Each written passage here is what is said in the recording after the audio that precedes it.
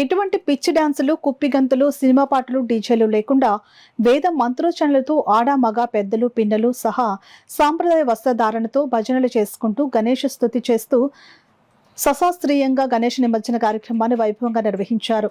పిఠాపురంలోని వారణాసి వారి వీధికి చెందిన జ్ఞానగణపతి నవరాత్రి మహోత్సవాల నిర్వాహకులు.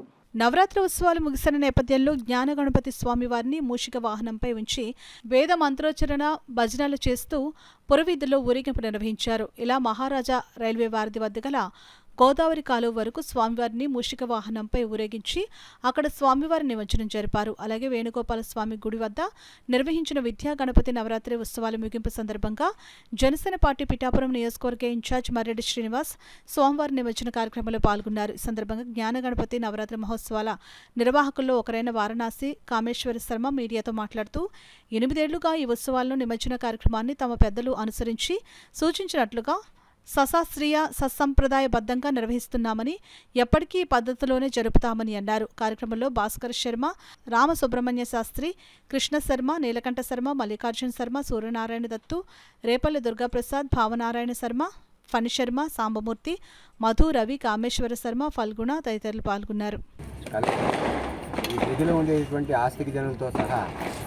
అందరితో కలిసి జ్ఞాన గణపతి నవరాత్రోత్సవాన్ని నిర్వహించడం జరుగుతోంది. అందులో భాగంగా అన్నదానం, సరస్వతి పూజ ఇట్లాంటి కార్యక్రమాలు కూడా చేస్తూ చివరిని నిమజ్జనోత్సవాన్ని ఇలా తీసుకెళ్తున్నాం. అంతా శాస్త్రీయమైనటువంటి పద్ధతులు సంప్రదాయం పాటిస్తూ ఆడవాళ్ళు మగవాళ్ళు అందరూ కూడా పంచకట్టు, ఆ చీరకట్టు అది అన్నీ కూడా సంప్రదాయ పద్ధతిని పాటిస్తూ ఆ పెద్దలు ఏ పద్ధతిని అయితే అనుసరించారో ఆ విధానాన్ని అనుసరిస్తూ సంప్రదాయ పద్ధతిలో స్వామిని తీసుకువెళ్ళి జలంలో నిమజ్జనం చేస్తున్నాం. గోదావరి కాలువలోను ఇలాగా 8 ఏళ్ళ నుంచి సాగుతోంది. ఇదంతా కూడా మేము చేసేది ఏం లేదు, ఆ జ్ఞాన గణపతి స్వామి మా చేత ఇలా చేయించుకుంటాడని చెప్పి